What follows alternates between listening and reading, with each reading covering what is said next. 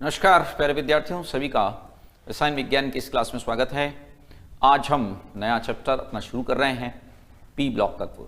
ठीक है, P block तत्व निश्चित तौर पर एक बड़ा चैप्टर है क्योंकि इसमें 6 वर्ग रखे गए, 13 से लेकर 18 तक, है ना। 13वें वर्ग से लेकर 18वें वर्ग तक के तत्व पी ब्लॉक तत्व कहलाते हैं।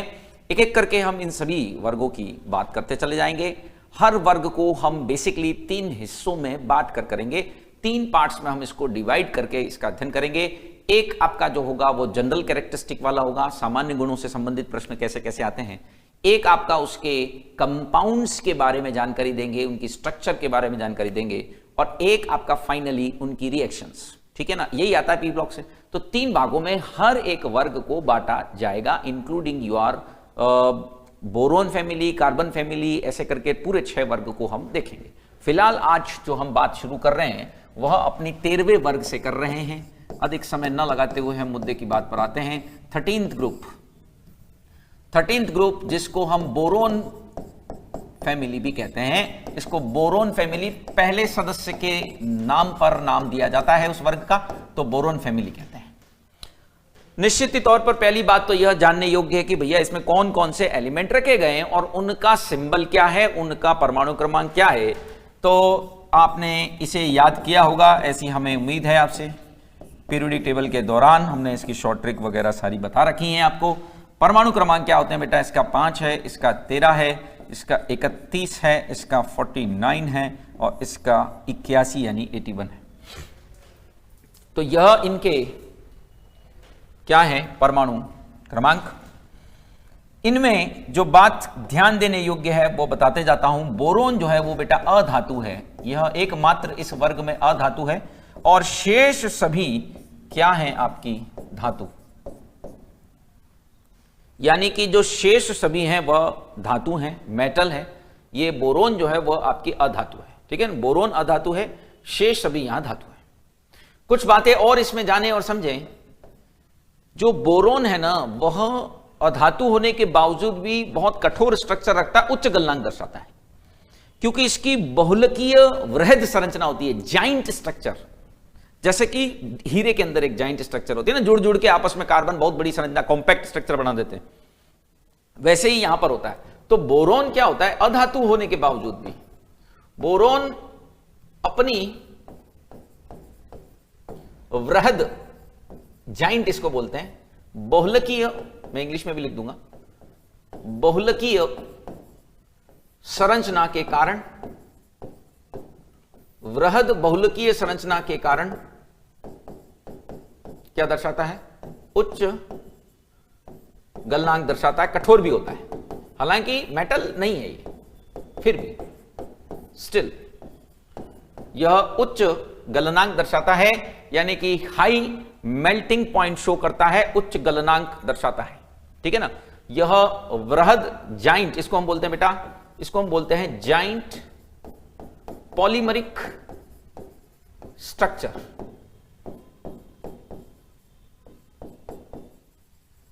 यह जाइंट पॉलीमरिक स्ट्रक्चर दर्शाता है, वृहद बहुलकीय संरचना, और इसकी वजह से इसका गलनांक भी उच्च होता है, यह हार्ड भी होता है। ठीक है, एक तो ये बात आपको यहां जाननी और समझनी है। किसके बारे में? बोरोन के बारे में।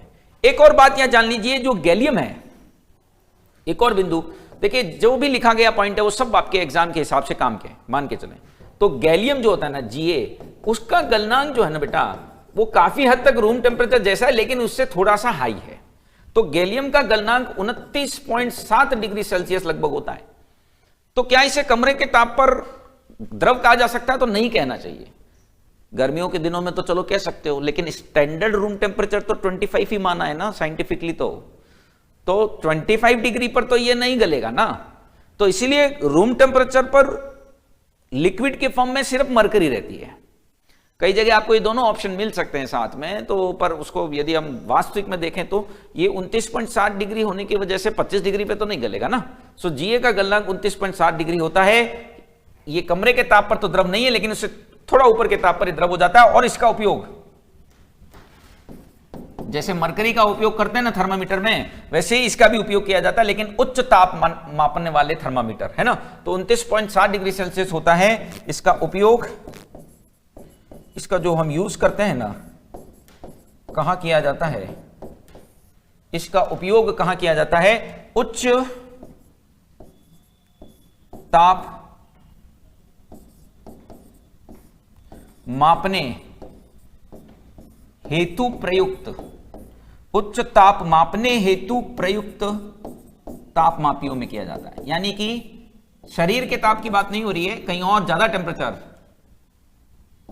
यदि मापना होता है तो वहां इसका उपयोग किया जाता है। सभी, जैसा मैंने कहा कि इंपॉर्टेंट फैक्ट आपको यहां बताए जा रहे हैं, सभी प्रश्न के रूप में आपको दिखाई दे सकते हैं। तो सबसे पहली बात तो हमने जो यहां जानी वो ये है कि बोरोन फैमिली में कौन कौन से सदस्य हैं, उनका क्या क्या परमाणु क्रमांक है, फिर उनके जनरल कैरेक्टरिस्टिक से संबंधित, चाहे आकार हो, गलनांक, क्वथनांक हो, है ना, कोई आयनन ऊर्जा हो, तो ऐसे कुछ प्रश्न क्या क्या पूछते हैं उनके बारे में बात कर रहे हैं। देखिएगा बच्चों, पी ब्लॉक में जानने के लिए अनंत कुछ होता है। एक एक ग्रुप की पढ़ाई की जाए तो 10-10 दिन तक चलाया जा सकता है, पर उतना न तो समय और न ही आवश्यकता होती है, जरूरत नहीं होती है 12th लेवल पर इतना डिटेल एक एक ग्रुप के अंदर जाने की।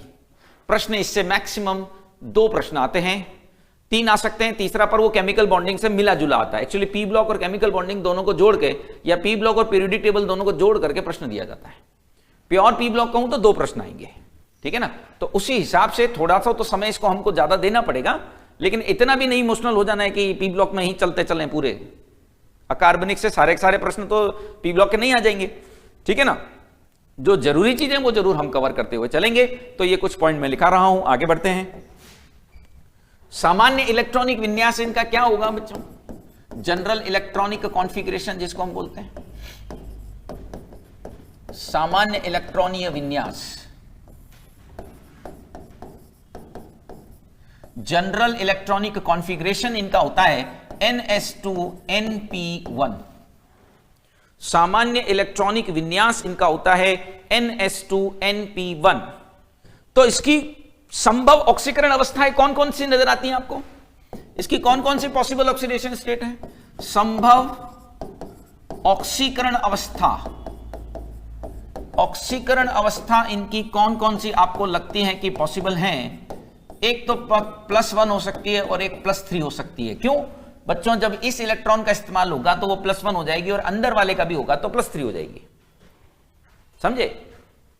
लेकिन एक बात यहां पर मैं बता दूं कि बोरोन जो होता है ना, वह आयनिक यौगिक नहीं बनाता।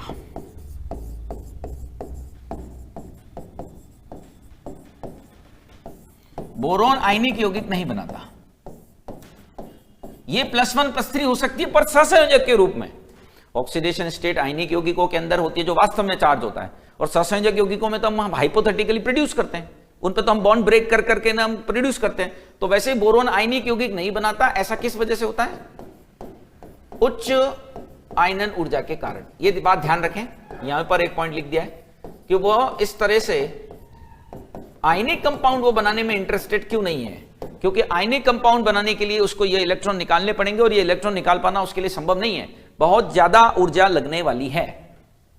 तो इसमें नॉर्मल ऑक्सीडेशन स्टेट तो कौन सी आई, +1 और +3 आई। लेकिन यहां एक प्रभाव दिखाई देता है, अक्रिय युग्म प्रभाव। ध्यान हो आपको, अक्रिय युग्म प्रभाव, जिसमें NS इलेक्ट्रॉन जो हैं उनकी सक्रियता में कमी आती जाती है नाभिक के आकर्षण बल में वृद्धि के साथ। वर्ग में नीचे जाते हैं ना, तो ये असक्रिय होते जाते हैं, अक्रिय होते जाते हैं। इसको हम अक्रिय युग्म प्रभाव भी बोलते हैं, और इस वजह से जो बदलाव गुणों में नजर आएगा उसको मैं यहां बता रहा हूं। ध्यान से देखिएगा क्या कहना चाह रहा हूं, देखना। जब आप बोरोन से लेकर के थेलियम तक जाते हैं ना, तो बेटा +3 का स्थायित्व कम होता जाता है। +3 के स्थायित्व में कमी आती है। +3 की स्टेबिलिटी में कमी आती है, लेकिन +1 के स्थायित्व में वृद्धि होती चली जाती है। +1 के स्थायित्व में वृद्धि होती जाती है। यह किस वजह से होता है भाई, इसका कारण क्या है, अक्रिय युग्म प्रभाव। अक्रिय युग्म प्रभाव के कारण ऐसा होता है। अक्रिय युग्म प्रभाव का मतलब है NS इलेक्ट्रॉन की अक्रियता। तो हम कह सकते हैं इनर्ट पेयर इफेक्ट, जिसको बहुत पॉपुलर है ये, अक्रिय युग्म प्रभाव के कारण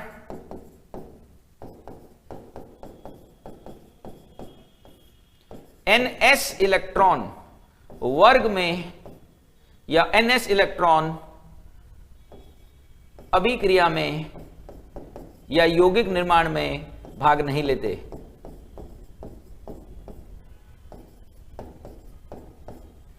अक्रिय युग्म प्रभाव, it is known as inert pair. Pair क्यों बोल रहा हूं? युग्म है ना दोनों, देखिए NS युग्म है ना ये तो पूरा, इट्स अ पेयर, ये एक युग्म है।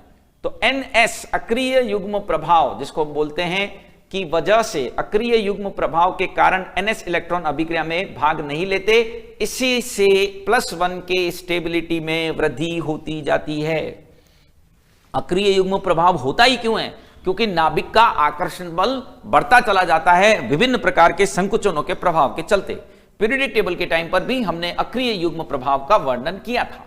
अक्रिय युग्म, युग्म का अक्रिय हो जाना, तो ये भाग नहीं लेगा, सिर्फ ये भाग लेगा, तो +1 स्टेबिलिटी बढ़ती जाएगी। इसके फेवर में एक प्रमाण यहां पर स्थायित्व के रूप में दिया जाता है, स्टेबिलिटी के रूप में यहां बताया जाता है। देखिएगा, स्थायित्व के रूप में अच्छा इंपॉर्टेंट पॉइंट है, परीक्षा के अंदर दिखाई दे सकता है। स्थायित्व BALGAINTL, तो बेटा TL जो लास्ट एलिमेंट है ना, उसके लिए +1 ज्यादा स्टेबल हो जाता है +3 से, जबकि इससे जस्ट पहले वाले तक 3+ ही ज्यादा स्टेबल है।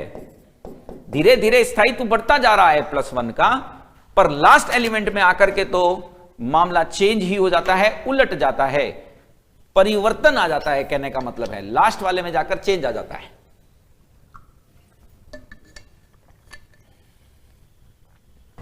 उम्मीद है बात आप समझ रहे होंगे कि हम यहां क्या कहना चाह रहे हैं। लास्ट तक, जैसे ही हम फाइनल तक पहुंचते हैं, जैसे ही हम लास्ट में पहुंचते हैं, यहां परिवर्तन आ जाता है अक्रिय युग्म प्रभाव के कारण। ये जो NS इलेक्ट्रॉन है, ये जो NS इलेक्ट्रॉन है, इनकी क्रियाशीलता में कमी आती जाती है, और NS इलेक्ट्रॉन की क्रियाशीलता में कमी आने के कारण यह भाग नहीं लेते अभिक्रियाओं के अंदर। सो +1 ऑक्सीडेशन स्टेट दिखाने की प्रवृत्ति धीरे धीरे धीरे बढ़ती है, और लास्ट वाले एलिमेंट पे आके तो केवल +1 पर टिक जाती है। यानी कि ये एक इंपॉर्टेंट पॉइंट हमने यहां जो साइड में लिखा है, परीक्षा उपयोगी बात मानी जा सकती है कि लास्ट एलिमेंट के लिए +1 ज्यादा स्टेबल हो जाता है। ठीक है, फिर एक इसमें और प्रचलित बात आती है कि एटॉमिक साइज, परमाणुवीय आकार में एक रोचक ट्रेंड दिखाई देता है। वैसे तो सब कुछ नॉर्मल है, लेकिन एक तत्व के लिए मामला गड़बड़ है। परमाणुवीय आकार के अंदर एक खास ट्रेंड है, इंपॉर्टेंट है ये भी। परमाणुवीय आकार के अंदर एक खास ट्रेंड ये दिखाई देता है कि Ga यानी गैलियम का आकार छोटा होता है एल्यूमिनियम से, जबकि यह इससे नीचे स्थित है। जब ये इससे नीचे स्थित है तो इसका आकार बड़ा होना चाहिए, कायदे से तो होना चाहिए ना।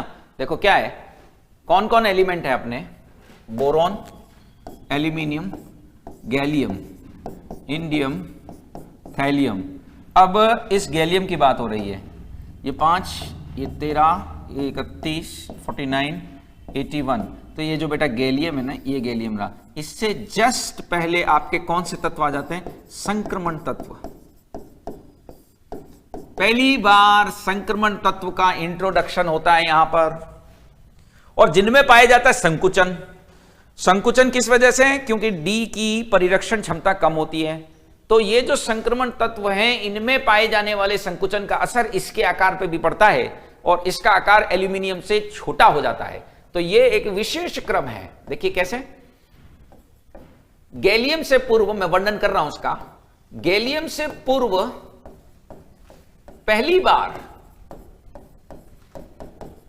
संक्रमण तत्व आते हैं।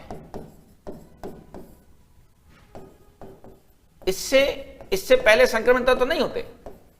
कहां से कहां तक होता है पहली बार संक्रमण तत्व? स्कैंडियम से लेकर 30 जिंक तक फर्स्ट टाइम यहां आपको अपीयरेंस दिखाई देगी। किसकी? फर्स्ट टाइम आपको यहां दिखाई देगा कौन? संक्रमण तत्व। तो गैलियम से पूर्व पहली बार संक्रमण तत्व आते हैं। अतः संक्रमण तत्वों में पाए जाने वाले संकुचन, संकुचन मतलब कॉन्ट्रैक्शन, अरे लेंथेनाइट संकुचन, संक्रमण संकुचन डिस्कस किए उन्हें प्रभु, है ना। तो संक्रमण तत्वों में पाए जाने वाले संक्रमण तत्वों में पाए जाने वाले संकुचन का प्रभाव, कॉन्ट्रैक्शन जिसको हम बोलते हैं भाई, संकुचन मतलब होता है कॉन्ट्रैक्शन का प्रभाव किस पर पड़ता है? संकुचन का प्रभाव गैलियम पर पड़ता है। इसकी वजह से इसका आकार कम हो जाता है, लेकिन आयनन ऊर्जा बढ़ जाती है। यहां आयनन ऊर्जा भी पूछी जा सकती है, तो उसे हम यहां एक ब्रैकेट के अंदर जानकारी के रूप में दे देते हैं। देखिए, साइज तो बच्चों थोड़ा सा छोटा होता है गैलियम का एल्यूमिनियम से, लेकिन आयनन ऊर्जा इसी वजह से, क्योंकि आकार छोटा हो गया तो आयनन ऊर्जा बढ़ जानी चाहिए थी, और वो बिल्कुल बढ़ भी रही है। गैलियम की आयनन ऊर्जा एल्यूमिनियम से ज्यादा हो जाती है। तो ये एक पॉपुलर फैक्ट के रूप में आपके सामने रखी गई बात है, देखें इसे। ये एक महत्वपूर्ण फैक्ट के रूप में बात हमने बताई, ठीक है,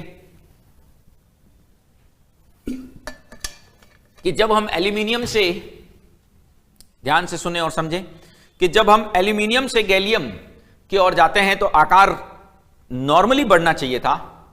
एक सामान्य क्रम हमको यह कहता है बारंबार कि हां आकार बढ़ा दीजिए, और निश्चित तौर पर यह बढ़ता भी है सभी के अंदर लगभग, लेकिन एक जगह यहां बात गड़बड़ा गई है, और वह है आपका एल्यूमिनियम और गैलियम। ठीक है, एल्यूमिनियम और गैलियम में जहां तक बात आती है तो वहां यह आकार का क्रम नहीं पाया जाता जो कि नॉर्मली होना चाहिए। और क्यों नहीं पाया जाता, उसके पीछे लॉजिक क्या होता है वह भी हमने बताया कि पहली बार संक्रमण तत्वों का आगमन होता है, वो पहली बार पधारे होते हैं, तो उनके झटके को यह सहन नहीं कर पाता, और लास्ट तक आते आते यानी कि इसके आकार में भी क्या दिखाई देती है, कमी दिखाई देती है। ऐसा ही कुछ हमने पढ़ा था जब हम किसकी बात करते थे, लैंथेनाइट संकुचनों की बात करते थे मेरे भाई। जब हम लैंथेनाइट संकुचनों की बात करते थे तब वहां पर भी इस तरह की बातें दिखाई देती थी। ठीक है, तो ये इनके कुछ जनरल कैरेक्टरिस्टिक हैं जिनसे प्रश्न आते हैं। जो भी बातें हमने आपको बताई सामान्य रूप से इनसे प्रश्न दिखाई दे सकते हैं। सभी इंपॉर्टेंट क्वेश्चंस ही यहां डिस्कस किए गए हैं। इस तरह के चैप्टर में आप एनसीईआरटी फॉलो कर सकते हैं। मैं ये नहीं कहता कि उसकी लाइन टू लाइन घोटने लग जाओ, ऐसा नहीं है भाई, ऐसा नहीं होती केमिस्ट्री पढ़ाई। हाँ, लेकिन आप उसको ध्यान दे सकते हो, एक बार नजर रख सकते हो, क्योंकि हमने पाया है कि पी ब्लॉक जैसों में क्या होता है, बहुत ज्यादा, पी ब्लॉक जैसों में बहुत ज्यादा संभावना होती है एनसीईआरटी बेस्ड क्वेश्चन आने की। समझे, एनसीईआरटी बेस्ड क्वेश्चन इसमें निश्चित ही तौर पर आपको दिखाई दे सकते हैं। तो आप इस चैप्टर के अंदर विशेष रूप से यदि चाहें तो एनसीईआरटी फॉलो कर सकते हो, ठीक है ना, you can follow this one. So size समझ में आ गया यहां पर। अब हम बात करते हैं बच्चों अलग अलग इनके यौगिकों पर, कौन कौन से कंपाउंड हमको इसके पढ़ने हैं। तो देखिए, हेडिंग है हमारी बोरोन के यौगिक। महत्वपूर्ण है सभी यौगिक। कौन कौन से यौगिक पढ़े जाएंगे, तो देखिए पहला तो पढ़ा जाएगा B2H6 जिसको डाइबोरेन कहा जाता है। सेकंड हम इसमें पढ़ने वाले हैं बोरिक एसिड जिसको H3BO3 कहा जाता है। तीसरा हम पढ़ेंगे बोरोन हैलाइड ट्राईहैलाइड, बोरोन ट्राईहैलाइड जिनको हम BX3 से रिप्रेजेंट करते हैं। ठीक है, ये भी इंपॉर्टेंट कंपाउंड माने जाएंगे। फोर्थ जो कंपाउंड हम पढ़ेंगे इसके अंदर वह होगा बोरेक्स, बहुत पॉपुलर है ये भी। फिर हम बात करेंगे बोरेजीन की, और लास्ट में हम बात करेंगे बोरोन नाइट्राइड की। तो ये मूल रूप से इतने यौगिक हमको इसके पढ़ने, और इन्हीं से घूम फिर करके प्रश्न आता रहता है ना, इन्हीं से प्रश्न दिखाई देता भी रहता है। तो देखिए बच्चों क्या है बात। सबसे पहले स्टार्ट कर रहा हूं मैं B2H6 को। देखिए B2H6 इसको बेटा कहते हैं डाइबोरेन।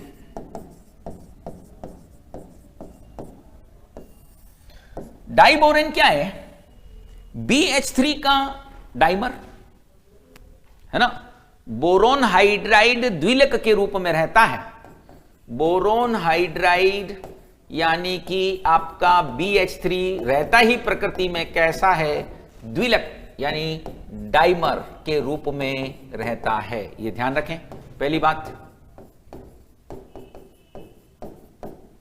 कि यह रहता ही किस रूप में है, यह रहता ही किस रूप में है, तो यह डाइमर के रूप में ही रहता है, बोरोन हाइड्राइड द्विलक के रूप में रहता है, और यह द्विलक की क्या है, B2H6। क्या इसके अंदर अष्टक पूर्ण हो जाता है? नहीं होता। B2H6 एक, इसकी संरचना बताऊंगा अभी मैं, लुईस एसिड की तरह कार्य करता है। लुईस एसिड समझते हो? जो इलेक्ट्रॉन युग्म ग्रहण करे उसे लुईस एसिड कहते हैं, जो इलेक्ट्रॉन युग्म देता है उसको लुईस बेस कहा जाता था, जो इलेक्ट्रॉन युग्म ग्रहण करे उसे लुईस एसिड कहा जाता है। तो यह एक लुईस एसिड होता है। क्यों होता है ये लुईस एसिड? क्योंकि इसका अष्टक ऑक्टेट पूरा नहीं होता, इसका अष्टक पूर्ण नहीं होता।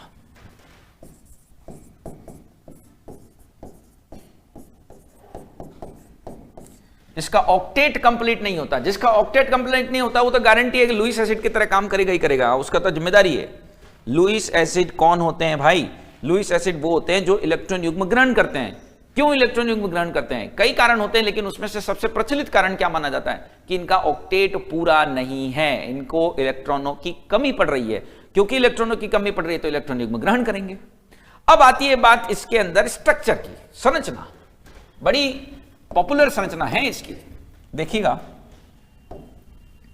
ऐसी संरचना दर्शाता है। यहां ब्रिज बॉन्ड हाइड्रोजन के पाए जाते हैं, और एक विशेष बंध जिसको बनाना बॉन्ड यानी कदली बंध कहते हैं वह यहां पाया जाता है। देखिए ऐसा, यह जो बॉन्ड बीच में है ना बच्चों, इसके अंदर इसको बोलते हैं, ये जो बॉन्ड है ना बीच में, इसे बोलते हैं 3C2E बंध। मैं बताता हूं इसका मतलब। इसको कदली बंध भी कहते हैं और इसको बनाना बॉन्ड भी कहते हैं।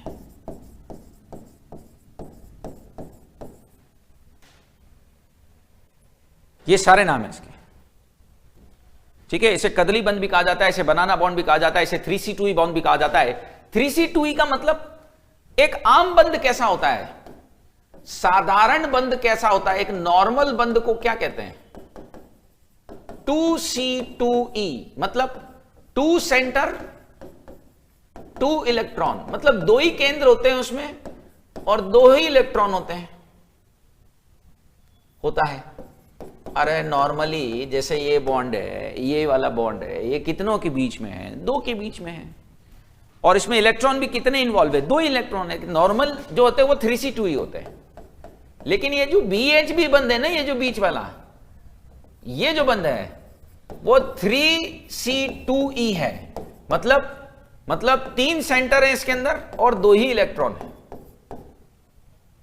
2 सेंटर 3 सेंटर 2 इलेक्ट्रॉन है। देखो ये 1 2 3 सेंटर है ना, 1 2 3, ये पूरा मिला के एक बॉन्ड कहलाता है।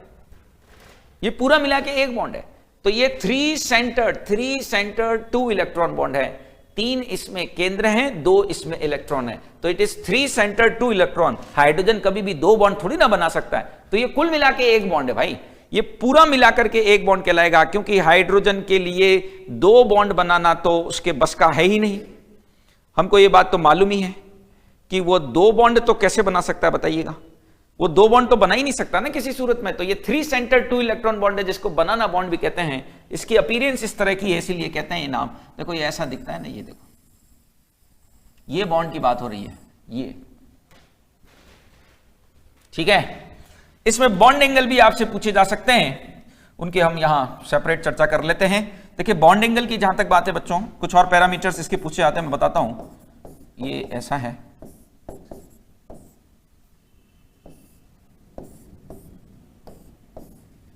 यहां बॉन्ड एंगल इसका 122 डिग्री, ये वाला थोड़ा कम है, 97 डिग्री का होता है, ध्यान रखें इसको, ठीक है। अब इसमें कभी कभी ये भी पूछते हैं कि कौन सा बॉन्ड ज्यादा मजबूत है, ये पूरा वाला या फिर ये अकेला वाला। ये जो होता है वो टर्मिनल कहलाता है ना, ये जो कोने में बॉन्ड है ना, इसको बोलते हैं terminal bond, terminal bond, शीर्षस्थ।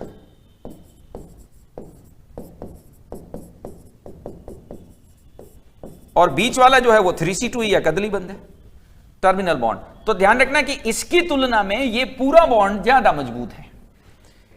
BHB बंध का सामर्थ्य कोने वाले BH बॉन्ड से ज्यादा है, पूरा मिलाकर के तो ये ज्यादा है ना। इस बात को मैं भी लिख रहा हूं कि BHB बंध सामर्थ्य यानी कि स्ट्रेंथ टर्मिनल यानी कोने वाले BH बंध से अधिक होती है। ये थोड़ा ज्यादा मजबूत है, बंधा हुआ है, एकदम जकड़ा हुआ है, ये हाइड्रोजन 2 के बीच में फंस गया एकदम। तो इसकी जो बॉन्ड स्ट्रेंथ है ना वो थोड़ी ज्यादा है। क्या क्या पॉइंट बताएं, मैं फिर बोल रहा हूं। हम यहां बात कर रहे हैं डाइबोरेन के बारे में। आपके सामने डाइबोरेन का चित्र आपके सामने बना हुआ है, देखें इसे गौर से। डाइबोरेन में हमने क्या बताया कि इसकी स्ट्रक्चर में एक बहुत ही विशेष बात नजर आती है, और वह विशेष बात यह है कि इसकी स्ट्रक्चर जो होती है बच्चों, इसकी जो स्ट्रक्चर होती है उसके अंदर 3C2E प्रकार का बॉन्ड पाया जाता है, यानी कि तीन केंद्र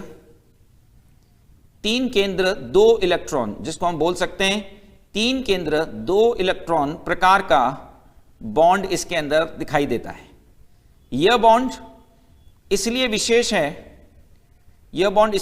है, क्योंकि इसके अंदर आमतौर पर एक बॉन्ड के अंदर 2 ही से बनता है वो, यानी 2 ही उसमें सेंटर होते हैं और 2 ही उसके अंदर इलेक्ट्रॉन होते हैं। लेकिन यहां 3 केंद्रों के बीच में 2 इलेक्ट्रॉन फंसे हुए हैं। संकरण इसमें देखिए sp3 होता है ना। संकरण की यदि बात करें तो इसमें संकरण जो है बेटा वो sp3 प्रकार का संकरण होता है। दोनों बोरोन जो है वो sp3 संकरित है, इस बात को भी हम मेंशन कर देते हैं। देखिए इसमें संकरण दोनों बोरोन का कौन सा है, sp3 होता है।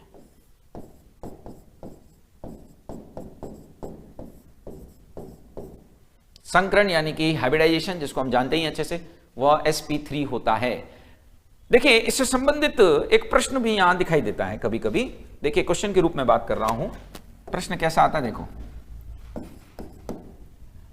B2H6 हेतु यानी डाइबोरेन सत्य है। पहला, क्या इसमें, इसकी स्ट्रक्चर बना के बात कर रहा हूं मैं, ठीक है ना। देखो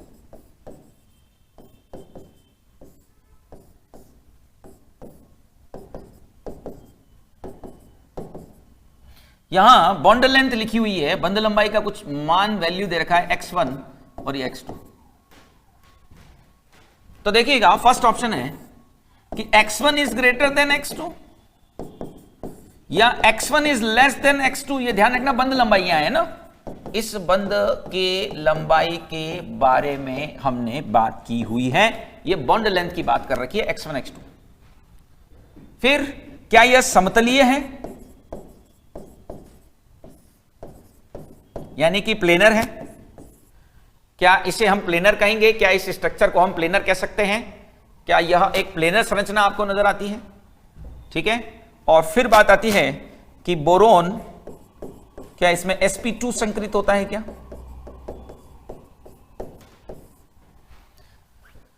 तो देखिए बच्चों, समझने की कोशिश कीजिए कि यह प्रश्न क्या कहना चाह रहा है। मूल तो बात इसमें बंध लंबाई वाली हमें दिखाई देती है, मूल रूप से उसी पर मेहनत हमको करनी पड़ेगी, ऐसा दिखाई दे रहा है। देखिएगा अब बेटा क्या है कि ये जो कोने वाला बॉन्ड है वो तो पूरा है, कंप्लीट है, ये तो कंप्लीट बॉन्ड है।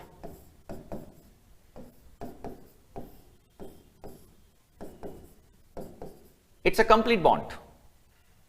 यह बंध पूरा है, ये वाला कोने वाला जो बॉन्ड है वो तो पूरा है, लेकिन केवल इतने से बॉन्ड की बात करूं तो ये तो अधूरा है। ये तो अधूरा बॉन्ड है, क्योंकि ये तो हाफ बॉन्ड है, ये तो पूरा मिला के तो ये बॉन्ड होता है।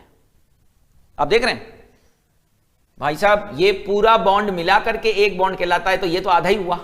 और हमको मालूम है कि जो बंध लंबाई होती है वो बंध क्रम के व्युत्क्रमानुपाती होती है। ये बात कई बार काम आती रहती है। बंध क्रम के व्युत्क्रमानुपाती होती है, यानी कि जो बॉन्ड लेंथ है वह बॉन्ड ऑर्डर के क्या होती है, इनवर्सली प्रोपोर्शनल होती है। तो बंध लंबाई बंध क्रम की व्युत्क्रमानुपाती होती है। यहां ये x1 है, ये x2 है, ये बॉन्ड आधा है, ये बॉन्ड पूरा है। तो बच्चों कौन छोटा कौन बड़ा होगा? निश्चित तौर पर x1 का मान छोटा होगा x2 से, क्योंकि ये जो x1 जुड़ा हुआ है वो पूरे बॉन्ड से जुड़ा हुआ है, जबकि ये अधूरा बॉन्ड है, ये कंप्लीट बॉन्ड नहीं है ना। क्या कह सकता हूं कि x2 का संबंध पूर्ण बंध से नहीं है, पूर्ण बंधन से नहीं है। It's not a complete bond, ये आधा ही बॉन्ड कहलाएगा, ये तो हाफ बॉन्ड है। इसका बॉन्ड ऑर्डर हाफ लिखा जा सकता है, इसका बॉन्ड ऑर्डर 1/2 है, ऐसा मैं कह सकता हूं, क्योंकि पूरा बॉन्ड मिला करके कौन सा हुआ, पूरा बॉन्ड मिला करके तो BHB वाला हुआ। देख लिए तसल्ली से, पूरा बॉन्ड मिलकर के तो BHB वाला हो रहा है ना। अब BHB वाला यदि पूरा बॉन्ड है तो ये तो संभव ही नहीं है, यहां पर यह बात तो संभव ही नहीं है ना मेरे भाई। पूरा बॉन्ड जो हो रहा है मिलाकर के, वह तो आपका पूरा जो बॉन्ड है वह मिलाकर के कंप्लीट बॉन्ड हमने बताया आपको कौन सा है। तो यहां फिलहाल यह बात स्पष्ट रूप से दिखाई देती है कि यह एक कंप्लीट बॉन्ड नहीं कहला सकता। इसको हम कंप्लीट बॉन्ड तो नहीं बोल सकते, यह पूरा बॉन्ड तो नहीं हो सकता। पूरा बॉन्ड क्यों नहीं है, क्योंकि BHB पूरा मिला करके बॉन्ड था, तो यह आधा बॉन्ड हो गया, और बॉन्ड आधा हो गया तो ऑब्वियस सी बात है कि बंध लंबाई क्या हो जाएगी, बॉन्ड के आधे होते ही बंध लंबाई क्या हो जाएगी, बंध लंबाई इसकी अपेक्षाकृत बढ़ जाएगी, क्योंकि जो बॉन्ड ऑर्डर कम तो बंध लंबाई ज्यादा होती है, हमेशा याद रखें। ठीक है, तो B2H6 के बारे में ये कुछ बिंदु थे। इसकी संरचना के बारे में हमने यहां बताई दी आपको कि किस तरह की संरचना है। ये खास बॉन्ड है क्योंकि इसमें 1, 2, 3 केंद्र शामिल होते हैं, जबकि इलेक्ट्रॉन सिर्फ 2 ही हैं। 1, 2, 3 केंद्र हैं, लेकिन इलेक्ट्रॉन सिर्फ 2 ही हैं, है ना। 2 ही इलेक्ट्रॉन हैं और 3 केंद्र इसके अंदर जुड़े हुए हैं, तो इसे 3C2E बंध कहा जाता है। ठीक बात। आगे बढ़ते हैं बच्चों और अपन मूव करते हैं अपने अगले कंपाउंड की तरफ। Next move towards the next compound second. ये डाइबोरेन पहला कंपाउंड हुआ है, ठीक है ना। अब मैं बता रहा हूं इसके अंदर बोरेक्स ले लेते हैं। बोरेक्स, इसे सुहागा कहते हैं, ध्यान रखें हिंदी में। देखिए बोरेक्स का तो प्रश्न यही आ जाता है कि सूत्र क्या है इसका। सूत्र इसका 2 तरह से लिख सकते हैं, देखो बहुत इंपॉर्टेंट है, सूत्र याद रखिएगा। बोरेक्स का सूत्र जगह जगह पहले भी आया, Na2B4O7.10H2O। यह एक प्रकार का सॉल्ट है, बोरोन का यौगिक है, सॉल्ट है, लवण है उसका। सो Na2B4O7.10H2O, Na2B4O7.10H2O, या इसको मैं ऐसे भी लिख सकता हूं, Na2B4O5OH4.8H2O। ठीक है, यानी इसके अंदर ये आयन है ना, इसकी संरचना जब आप ड्रॉ करोगे तो आपको ये बात ज्ञात होगी कि इसकी संरचना कुछ इस किस्म की है। देखो बच्चों, 4 बोरोन देख रहे हैं, 4 बोरोन है ही वो, तो ये 4 बोरोन है, हर एक को किससे जोड़ दो, ऑक्सीजन से, ऐसे, ठीक है। और 1-2 बोरोन को आपस में एक और ऑक्सीजन से जोड़ दो, इन दोनों को फ्री रखो। और कितने OH हैं इसमें, 4 OH हैं। अब आप एक खास बात यहां नोटिस कर रहे होंगे, और वह क्या है, एक खास बात आपको यहां दिख रही होगी कि इसके अंदर 2 बोरोन अलग तरह के हैं, 2 बोरोन अलग तरह के हैं। मतलब 2 बोरोन तो 4 बॉन्ड बना रहे हैं, उस पर तो नेगेटिव चार्ज आएगा, और 2 बोरोन केवल 3-3 बॉन्ड बना रहे हैं, उन पर कोई चार्ज आएगा नहीं। 2 ऐसे बोरोन हैं जो 4 बॉन्ड बनाते हुए दिखाई दे रहे हैं, जबकि 2 ऐसे बोरोन हैं जिन पर कोई चार्ज दिखाई नहीं दे रहा। तो यहां पर जो बोरोन 4 बॉन्ड बना रहे हैं ना बेटा, उनका हाइब्रिडाइजेशन तो हो गया sp3, इसका भी कौन सा हो गया sp3, इसका कौन सा हो गया sp2, इसका कौन सा हो गया sp2। यानी खास बात ये नजर आई कि 2 बोरोन कौन से वाले हैं, sp2 वाले हैं, और 2 बोरोन कौन से वाले हैं, sp3 वाले हैं। ये एक अंतर यहां दिखाई देता है, ये एक बेसिक डिफरेंस यहां नजर आता है।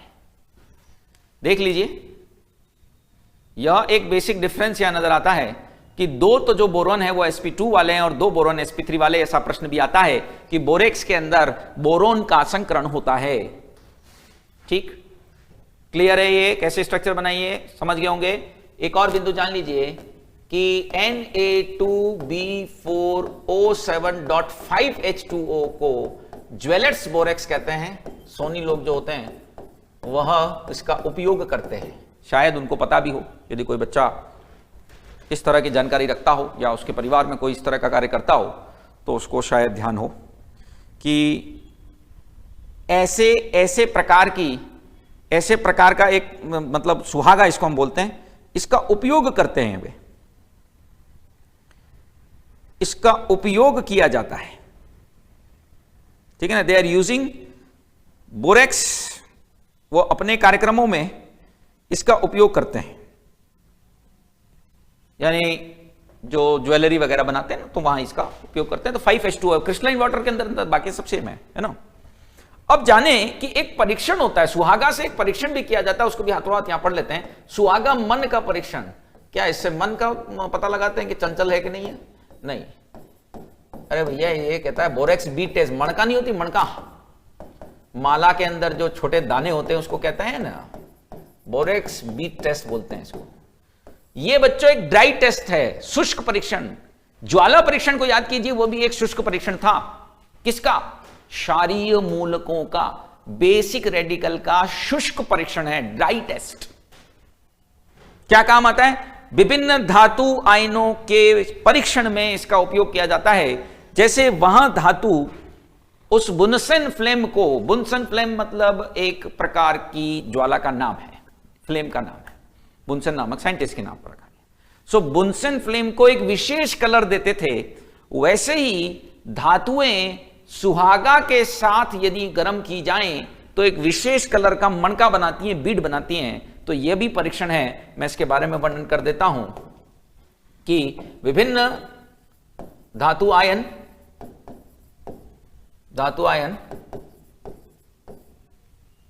सुहागा के साथ गर्म किए जाने पर यदि उसको सुहागा यानी कि यही बोरेक्स, उनके साथ इसको हीट किया जाए तो अभिलाक्षणिक, कैरेक्टरिस्टिक जिसको हम बोलते हैं, अभिलाक्षणिक मतलब कैरेक्टरिस्टिक है ना, इंग्लिश में भी लिख देता हूं, इसको बोलते हैं कैरेक्टरिस्टिक। एक अभिलाक्षणिक क्या बनाती हैं? रंग का, मन का बनाती हैं। मन का मतलब समझते हो ना, बीड। तो निश्चित तौर पर यह पहचान करने के काम में आएगा। यह एक तरह से हम आइडेंटिफिकेशन में काम ले सकते हैं ना इसका, इसीलिए इसको परीक्षण बोला है। होता क्या है, देखो रिएक्शन कैसे होती है। ये रहा बीट, सुहागा, इसको कर रहे हैं गरम। पहले तो ये अपने जल के अणु खो देगा और इसको करेंगे गरम तो ये और टूटेगा और ये बनाता है। ये जो है ना वह ग्लासी बीड है। ग्लासी मीन्स कांच जैसा। ग्लासी बीड का मतलब होता है कांच जैसा एक मणका बनता है। और ये जो बना है ना, इसमें से जो B2O3 वाला पार्ट है वह विभिन्न धातु आयनों के साथ क्रिया कर जाता है, धातु आयनों के साथ क्रिया कर जाता है और इस तरीके से कलरफुल बीड बनाता है, रंगीन मन का। अब रंग कौन सा होगा ये तो उस धातु पर निर्भर करेगा। एन क्या है? एन उसकी संयोजकता है, ऑक्सीडेशन स्टेट है।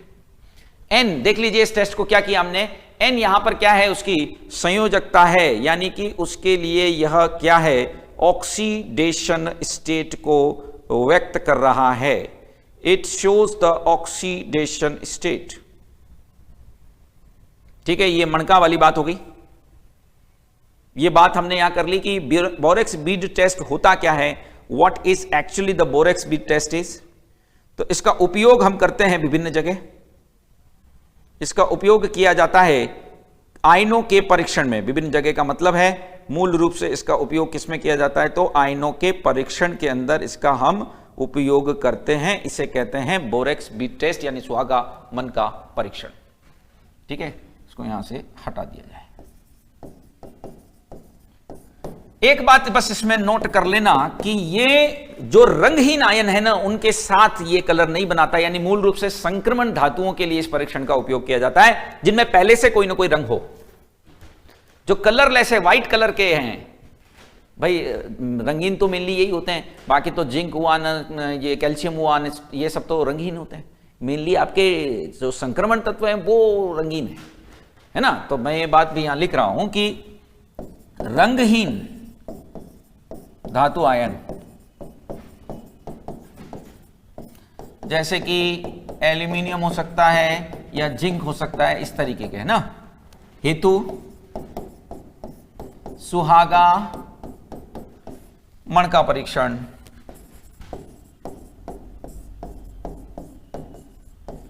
प्रयुक्त नहीं होता क्योंकि वो रंगीन नहीं बनाते। तो प्रश्न आ सकता है कि इनमें से कौन सी धातु के लिए जो है वह इस परीक्षण का उपयोग नहीं कर सकते, इनमें से कौन सी ऐसी मेटल है for which we can not use this particular test, हम यहां पर इसका उपयोग नहीं कर सकते। तो उसका आंसर हो गया क्या, जिनमें पहले से कलर होगा ना तभी ये काम का है, जिनमें कलर नहीं है फिर वो कलरफुल नहीं हो जाएंगे इसकी वजह से।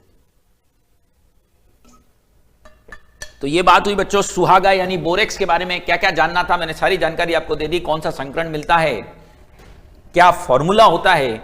अक्सर प्रश्न आता है सुहागा या बोरेक्स के बारे में सत्य या असत्य कथन क्या है, वहां ये काम आता है कि इसका उपयोग जो है वह विभिन्न धातु आयनों के परीक्षण में किया जाता है क्या। तो कुछ स्टेटमेंट के रूप में प्रश्न आपसे निश्चित ही तौर पर किया जा सकता है। अब हम बढ़ रहे हैं अपने तीसरे यौगिक की तरफ, तीसरे कंपाउंड की तरफ, और वह है बोरिक अम्ल, बोरिक एसिड। ये अपने आप में ही पॉपुलर प्राणी है, क्यों, boric acid is BOH whole thrice. Boric acid क्या होता है, BOH होल थ्राइस होता है। बोरिक अम्ल क्या होता है बच्चों, BOH whole thrice boric acid होता है। Boric acid is BOH whole thrice. इसको देखकर ऐसा लगता है कि यह क्षार है, लेकिन बेसिकली यह अम्ल है, इसको ऐसे भी लिखा जा सकता है। प्रश्न आता है कई दफा कि बोरिक अम्ल कैसा अम्ल है, इंपॉर्टेंट लाइन लिखा रहा हूं,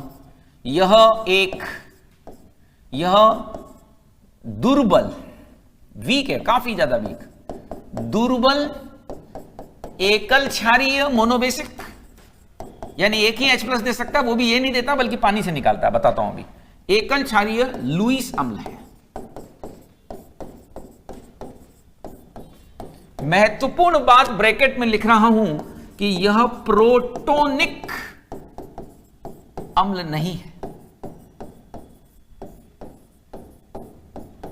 it is not the protonic acid. ये आपका प्रोटोनिक एसिड नहीं है, ये आपका कैसा अम्ल है, यह एक लुईस अम्ल है, यह प्रोटोनिक एसिड नहीं है। क्यों, यह स्वयं H+ नहीं देता, यदि स्वयं H+ देता तो प्रोटोनिक हो जाता प्रभु। तो यह स्वयं H+ नहीं देता, बल्कि क्या करता है, जल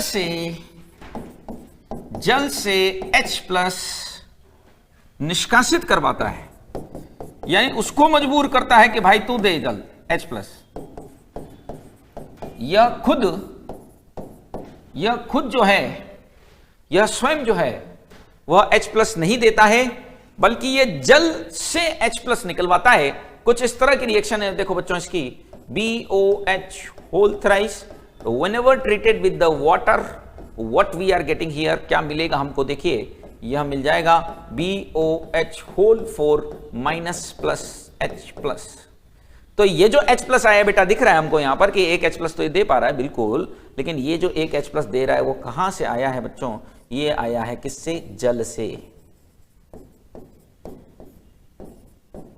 यह जल से प्राप्त हुआ है। From where we can get this one, यहां पर ये कहां से प्राप्त होता है, तो यह जल से प्राप्त होता है।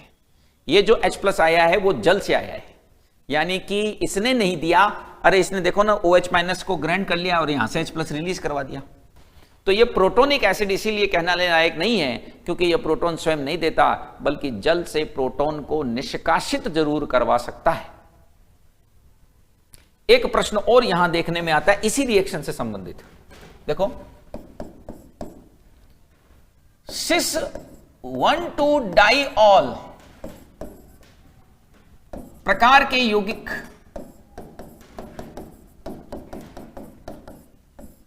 मिलाने पर BOH, मैं अभी स्पष्टीकरण दे रहा हूं, तसल्ली रखें, BOH होल थ्राइस की अम्लीय क्षमता बढ़ाई जा सकती है, अम्लीय क्षमता बढ़ाई जा सकती है। ध्यान रखें कि इसकी जो एसिडिक स्ट्रेंथ है उसको हम बढ़ा सकते हैं। How we can do that? हम इसकी एसिडिक स्ट्रेंथ को बढ़ा सकते हैं, उसकी अम्लीय क्षमता को बढ़ा सकते हैं। कैसे? देखिएगा, समझना, थोड़ा मामला इमोशनल कर सकता है। ये रहा बोरिक एसिड, ये हमने जाना कि भैया इसको जल में घोलते हैं तो ये ऐसे एक इक्विलिब्रियम स्टेट के अंदर आता है और ये दुर्बल H है क्योंकि H+ रिलीज करवा रहा है पानी से। अब क्या होगा कि जो cis1,2 डायल डालूंगा ना, तो वो cis1,2 डायल इसके साथ कॉम्प्लेक्स बनता है। cis1,2 डायल किस तरह के यौगिक को कहते हैं बेटा? इस तरह का यौगिक cis1,2 डाइऑल कहलाता है, जिसमें 2 OH समूह जुड़े हुए हों, ऐसे इसको बोल लेते हैं cis1,2 डाइऑल। 1,2 डाइऑल, ऑल जो शब्द है ना वो अल्कोहल से संबंधित है, इस तरह के कंपाउंड के लिए इस्तेमाल किया जाता है। अल्कोहल जैसे कंपाउंड के लिए इसका इस्तेमाल किया जाता है, ठीक है ना? बात समझ रहे हैं?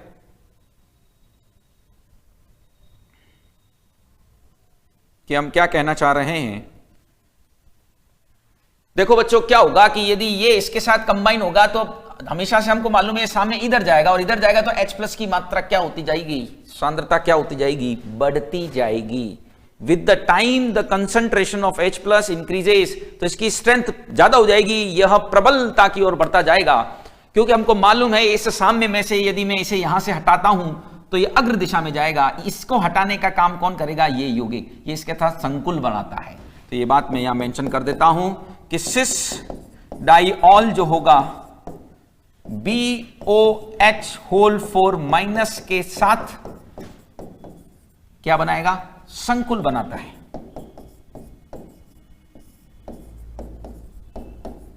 यह उसके साथ संकुल बनाता है, जिससे it will form a complex with this one, संकुल बनाता है जिससे साम्य अग्र दिशा में विस्थापित होगा, है ना? और जब ये अग्र दिशा में जाएगा तो फायदे क्या है? फायदा ये है ज्यादा मात्रा में, जिससे अधिक H+ प्राप्त होंगे। बात सुनो फिर से, क्या कह रहा हूं सुनिएगा। बोरिक एसिड जो है बच्चों, बोरिक एसिड जो है ना, वह एक दुर्बल अम्ल है, तो वह आसानी से या ज्यादा मात्रा में H+ नहीं देता। लेकिन यदि मुझे उसकी क्षमता को बढ़ाना है, यदि हमको एक काम सौंपा जाए कि भाई इसके स्ट्रेंथ को थोड़ा बढ़ाइए, तो वह निश्चित तौर पर किया जा सकता है। और ऐसा किसकी मदद से किया जा सकता है? ऐसा करने के लिए हम हेल्प लेंगे यहां पर एक ऐसे कंपाउंड की जो इस BOH होल 4- से क्रिया करे, और क्योंकि वह BOH होल 4- से क्रिया करेगा तो फिर ऐसी सूरत के अंदर यह इसे कौन सी दिशा के अंदर शिफ्ट कर सकता है? यह इसको फॉरवर्ड डायरेक्शन में शिफ्ट करेगा। जितना यह साम्य अग्र दिशा में जाएगा, उतना ही अधिक इसकी क्या होती जाएगी? स्ट्रेंथ होती जाएगी, यानी कि सामर्थ्य होता चला जाएगा। तो यह भी एक महत्वपूर्ण सवाल है जो बोरिक एसिड के बारे में आता है। स्ट्रक्चर की जहां तक बात है बेटा, तो बोरिक एसिड के अंदर, बोरिक अम्ल में जो BOH होल थ्राइस इकाइयां हैं परस्पर हाइड्रोजन बंध द्वारा जुड़ी रहती हैं। ध्यान रखें, यह परस्पर H बॉन्ड द्वारा, यानी H बंध द्वारा जुड़ी रहती हैं। दे बॉन्डेड थ्रू H बॉन्ड, है ना? यह हाइड्रोजन बंध के द्वारा परस्पर जुड़ी रहती हैं। देखिए, इसको इस तरह से मैं स्ट्रक्चर को बना सकता हूं यहां पर।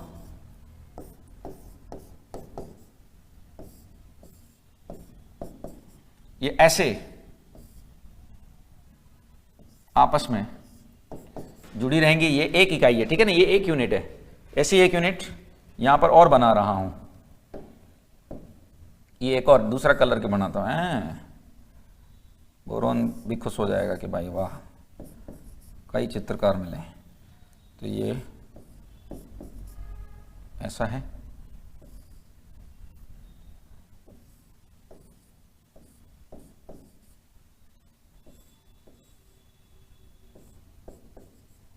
ठीक है। और इनके बीच में ये बॉन्ड मिलता है हाइड्रोजन। ऐसे ये इकाइयां परस्पर क्या होती हैं, जुड़ी हुई रहती हैं। They are connected with each other. इस तरह से ये एक स्लिपरी स्ट्रक्चर बन जाती है। इस प्रकार से यह हाइड्रोजन बॉन्डेड यूनिट आपस में, यानी BOH होल थ्राइस इकाइयां परस्पर इस प्रकार से जुड़ी हुई रहती हैं। इस प्रकार से ये परस्पर एक दूसरे से क्या करती हैं, जुड़ी हुई रहती हैं, ठीक है ना। ये इस प्रकार से एक दूसरे से जुड़ी हुई रहती हैं। तो स्ट्रक्चर वाइज यदि कोई पॉइंट आता है तो इस प्रकार का प्रश्न देखने में मिल सकता है, ठीक है ना। इस तरह का क्वेश्चन यहां दिखाई दे सकता है कि ये परस्पर जो इकाइयां वो किसके सहायता से जुड़ी हुई होती हैं। ये इकाइयां परस्पर H बॉन्ड के द्वारा जुड़ी हुई रहती हैं, ठीक है, क्लियर। तो ये बात होगी बच्चों किसके बारे में, पूरी जानकारी किसके बारे में हुई, बोरिक एसिड के बारे में, ठीक है ना। बोरिक एसिड, बोरेक्स और डाइबोरेन। अब हम आते हैं बोरोन ट्राइहेलाइड पर, चौथा कंपाउंड बोरोन ट्राइहेलाइड।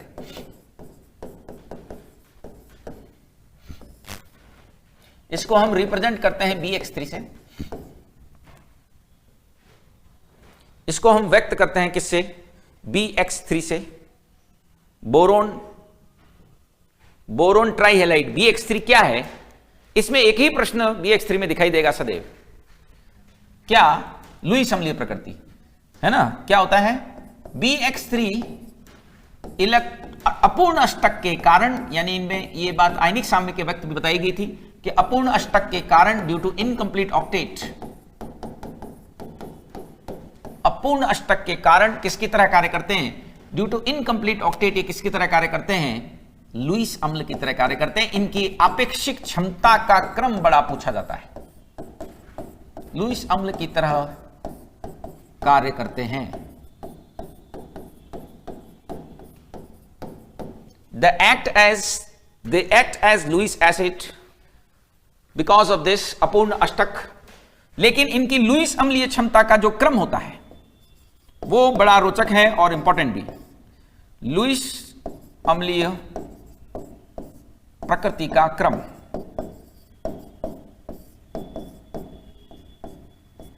यह जो ऑर्डर है, यह जो क्रम है वो कुछ इस प्रकार का है, देखिएगा। BF3 सबसे दुर्बल हो जाता है,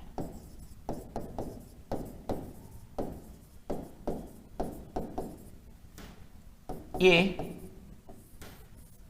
इस प्रकार का क्रम दर्शाते हैं। इसके पीछे लॉजिक क्या है, लॉजिक इसके पीछे यह है बच्चों, बैक बॉन्डिंग। इसके पीछे का लॉजिक है बैक बॉन्डिंग, यानी कि पश्च बंधन, जिसको पहले भी स्पष्ट किया गया था आयनिक साम्य के वक्त पर।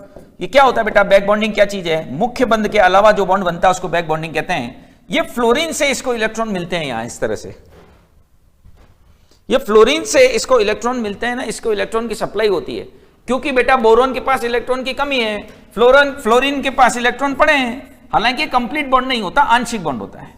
अब क्या है कि इसमें कौन सा कक्षक भाग ले रहा है, 2p, इसमें भी कौन सा कक्षक भाग ले रहा है, 2p। क्योंकि समान 2p कक्षक भाग ले रहे हैं तो इसमें प्रभावी बैक बॉन्डिंग होगा, प्रभावी पश्च बंधन होगा, बैक बॉन्डिंग इसमें इफेक्टिव होती है। इसमें जो बैक बॉन्डिंग होती है वो इफेक्टिव होती है, पश्च बंधन इसमें प्रभावी होता है, ठीक है ना। इससे क्या होता है, प्रभावी पश्च बंधन के कारण, प्रभावी बैक बॉन्डिंग के कारण इलेक्ट्रॉन न्यूनता में कमी आ जाती है। अरे मेरे भाई, इस फ्लोरीन से इलेक्ट्रॉन मिल रहे हैं तो बोरोन को फिर प्रॉब्लम कहां रही, बोरोन के इलेक्ट्रॉन की कमी थी, इसलिए वो लुईस अम्ल की तरह काम कर रहा था। अब कुछ हद तक इसको इलेक्ट्रॉन यहां से सप्लाई हो गया। ऐसा नहीं है कि BF3 लुईस अम्ल है ही नहीं, है, दुर्बल है, कम है, काफी कम है, क्योंकि फ्लोरीन ने कुछ हद तक उसको वो सप्लाई कर दिया इलेक्ट्रॉन, तो उसकी कमी को कुछ हद तक पूरा कर दिया गया है। तो प्रभावी पश्चबंधन यानी कि इफेक्टिव बैक बॉन्डिंग के कारण, प्रभावी पश्चबंधन के कारण बोरोन की इलेक्ट्रॉन न्यूनता में कमी आती है। बोरोन की इलेक्ट्रॉन न्यूनता में कमी आती है। बोरोन की इलेक्ट्रॉन न्यूनता में कमी आती है। तो क्या BCl3 में बैक बॉन्डिंग नहीं होता या फिर बाकियों में नहीं होता? होता है। BCl3 में बिल्कुल होता है। Bi3 में तो लगभग नहीं होता, लेकिन इसमें बैक बॉन्डिंग होती है। पर यहां कौन है? 2p। यहां कौन है? 3p। एक तरफ 2p है, एक तरफ 3p है। तो आकार में भिन्नता है बच्चों। मूल बात मैं ये कहना चाह रहा हूं कि यहां साइज में डिफरेंस है, आकार में भिन्नता है, इसलिए उतना इफेक्टिव बैक बॉन्डिंग नहीं होती, इसलिए उसकी इलेक्ट्रॉन न्यूनता अभी बनी हुई रहती है ना। यहां पर क्या है? भिन्न आकार के कक्षक, भिन्न आकार के कक्षक, क्योंकि 2p और 3p का तो आकार अलग अलग होगा, भाग ले रहे हैं। क्योंकि यहां भिन्न आकार के कक्षक भाग ले रहे हैं, अतः क्या होगा उससे? अतः क्योंकि एक जैसा आकार नहीं है कक्षकों का, तो अतिव्यापन उतना इफेक्टिव नहीं हो पाता फिर, ठीक है ना। अतः अतिव्यापन कम प्रभावी होगा, यानी कि उतना बढ़िया बैक बॉन्डिंग नहीं हो पाती। सुने, समझें और जाने में क्या कहना चाह रहा हूं, सुनिएगा। BF3 में बैक बॉन्डिंग होने की वजह से, और वो भी कैसी? प्रभावी, इफेक्टिव बैक बॉन्डिंग होती है। और इफेक्टिव बैक बॉन्डिंग के चलते, इस इफेक्टिव बैक बॉन्डिंग के चलते इसके अंदर इलेक्ट्रॉन की आवश्यकता में कुछ हद तक कमी आ जाती है।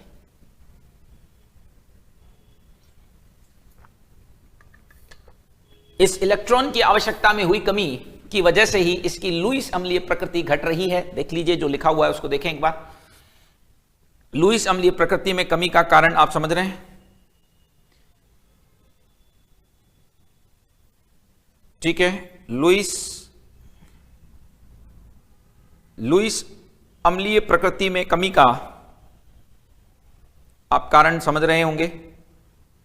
लुईस अम्लीय प्रकृति में कमी का कारण क्या है कि कुछ हद तक सप्लाई हो रहा है मामला, इलेक्ट्रॉन की कुछ हद तक कमी पूरी हो रही है।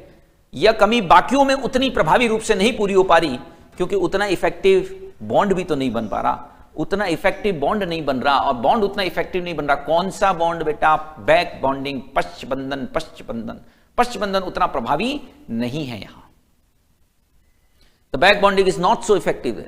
यहां पर बैक बॉन्डिंग उतनी प्रभावी रूप से नहीं हो पा रही, इस वजह से, ठीक है ना। सो बढ़ते हैं हम अपने अगले यौगिक की तरफ। हमने बोरिक एसिड पढ़ा, हमने बोरेक्स पढ़ा, हमने डाइबोरेन पढ़ा, हमने बोरोन ट्राई हैलाइड पढ़े। अब बारी आ रही है बोरेजीन की, और वह क्या है? बोरेजीन सूत्र है बेटा B3N3H6। रोचक कंपाउंड है, इंपॉर्टेंट कंपाउंड है, प्रश्न इस पर निश्चित ही तौर पर दिखाई दे सकते हैं। इसे कहा जाता है अकार्बनिक बेंजीन।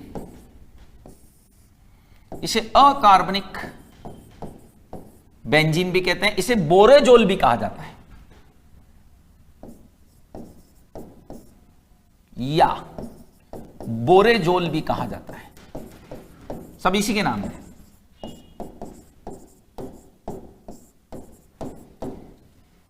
यह सभी इसी के नाम है। इनऑर्गेनिक बेंजीन कह लीजिए, बोरेजोल कह दीजिए, अकार्बनिक बेंजीन कह लीजिए, सभी नाम इसी प्राणी के हैं, बोरेजीन के, ठीक है। खासियत क्या है? बेंजीन से समानता दर्शाता है। बेंजीन जानते हो ना प्रभु, C6H6, ये तो बहुत ही पॉपुलर कंपाउंड है, मेरे ख्याल से ऑर्गेनिक के सबसे पॉपुलर कंपाउंड में से है। सो बेंजीन से समानता के कारण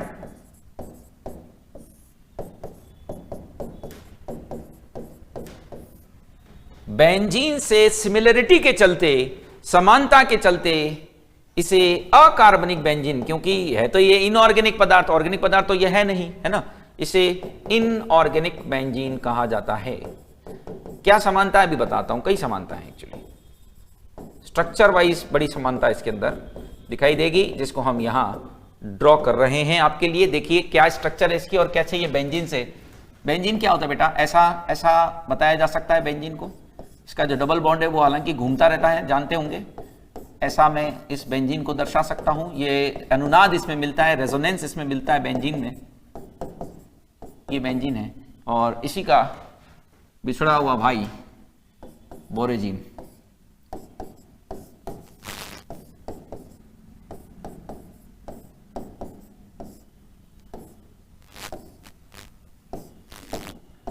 यहां क्या जुड़ा हुआ है सब में, हाइड्रोजन। ये डबल बॉन्ड कैरेक्टर रखता है। ऐसी स्थिति में इस पर चार्ज आएंगे, n पर नेगेटिव, n पर पॉजिटिव, बोरोन पर ये हमने यहाँ n आना चाहिए, यहाँ बोरोन आना चाहिए, अल्टरनेट आने चाहिए, पॉजिटिव नेगेटिव ऐसे इस तरीके से ये जुड़े हुए हैं। यह आपका C6H6 है नॉर्मल, और ये आपका B3N3H6 है। इसमें भी अनुनाद है, दोनों में रेजोनेंस है, दोनों एरोमेटिक कंपाउंड है। एरोमेटिक एक विशेष श्रेणी है ऑर्गेनिक कंपाउंड्स की। वर्गीकरण के वक्त बात की जाएगी, यदि नहीं मालूम तो वर्गीकरण के वक्त हम उसकी बात कर लेंगे। क्या खासियत है बोरेजीन में, समझो। इसमें बंद ध्रुवीय हैं, समझो इस चीज को। इसमें बॉन्ड पोलर हैं, बंद इसके ध्रुवीय हैं। अरे दिख रहा है ना प्लस माइनस। अतः बेंजीन से ज्यादा सक्रिय, बेंजीन में तो कार्बन से कार्बन जुड़ा है, उसके बॉन्ड पोलर नहीं है। यह बेंजीन से ज्यादा सक्रिय है। हालांकि मैं बता दूं कि इसका डाइपोल मोमेंट अणु का तो 0 है। अरे भैया ऐसे अणु होते हैं ना जिनमें बॉन्ड तो पोलर होता है लेकिन वो खुद तो नॉन पोलर होते हैं। ऐसे अणु तो हमने देखे ही हैं, उसमें नई बात क्या है। तो इसमें बंद ध्रुवीय है, इसीलिए बेंजीन से ज्यादा सक्रिय है। परंतु बोरेजीन अणु एज ए होल मॉलिक्यूल अध्रुवीय है। म्यू इसका 0 ही होता है। बोरेजीन ओवरऑल यदि मैं अणु की बात करूं तो वो अध्रुवीय है, म्यू इसका 0 ही है। बेंजीन का भी 0 ही होता है। लेकिन बेंजीन और इसमें एक बेसिक डिफरेंस दिखाई देता है कि उसमें बॉन्ड पोलर हैं, इसके अंदर बॉन्ड जो हैं वह पोलर नहीं होते, यानी बेंजीन में बॉन्ड पोलर नहीं होते, जबकि बोरेजीन के अंदर बॉन्ड भी कैसे होते हैं, पोलर होते हैं, यानी कि ध्रुवीय होते हैं। तो स्पष्ट रूप से बेंजीन से यह क्या है, यह बेंजीन की तुलना में अपेक्षाकृत क्या है, अधिक सक्रिय है। यह बेंजीन से ज्यादा सक्रिय है। क्लियर, इतनी प्रॉपर्टीज आप समझ गए। बोरेजीन के बारे में अक्सर प्रश्न आता है, ये सारे क्वेश्चंस दिखाई देते हैं। ध्यान रखना दोनों में अनुनाद है, ठीक है ना। दोनों में अनुनाद पाया जाता है, दोनों में रेजोनेंस है। रेजोनेंस सुने हैं भैया, सुनाया था पहले। अनुनाद यानी कि रेजोनेंस पाया जाता है। बोथ हैव द रेजोनेंस, दोनों में रेजोनेंस होता है, दोनों में अनुनाद होता है, दोनों में ही रेजोनेंस पाया जाता है। ठीक है बच्चों, तो इतने कंपाउंड फिलहाल आज हम देख रहे हैं। इसी को मैं क्विक रिवाइज कर देता हूं आपके सामने, क्या क्या चीजें हमने जानी, समझी, पढ़ी। देखिए बात हमने आज स्टार्ट की अपने किससे, 13वें वर्ग से। इसी को हमें आगे चलाना है। सामान्य इसका इलेक्ट्रॉनिक विन्यास क्या होता है वो हमने बताया, संभव ऑक्सीकरण अवस्थाएं भी बताई, कहां कमी आ जाती है वो भी हमने बात की, कि +3 का स्थायित्व जो है वो धीरे धीरे घटता जाता है, +1 का बढ़ता चला जाता है। इसे अक्रिय युग्म प्रभाव यानी इनर्ट पेयर इफेक्ट कहते हैं। यह इस वजह से होता है क्योंकि s इलेक्ट्रॉन जो है वो बंध बनाने में ज्यादा रुचि नहीं दर्शाते, उनका बंध बनाने में कोई विशेष रुचि नहीं होती,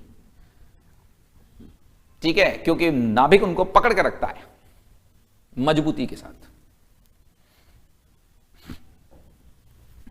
फिर बात आती है परमाणु आकार की, तो पहली बार संक्रमण तत्व इसमें आते हैं वाले संकुचन का प्रभाव उसके आकार पर भी पड़ता है और आकार में कमी आ जाती है और इससे आयनन ऊर्जा का मान बढ़ जाता है। ये गैलियम में एक इंपॉर्टेंट प्रश्न माना जाएगा और गैलियम का उपयोग थर्मामीटरों में किया जाता है ताप मापने के लिए। हालांकि उच्च ताप वालों के अंदर इसका उपयोग होता है। In case of higher temperature मापन के लिए इसका उपयोग किया जाता है। ठीक है, डाइबोरेन क्या है, द्विलक के रूप में रहता है। यह एक लुईस एसिड होता है, इसमें इलेक्ट्रॉन की कमी है। यह विशेष बंध है, इसमें कदली बंध, उसके आकार दिखाई दे रहा होगा। आमतौर पर एक बॉन्ड 2C2E प्रकार का होता है।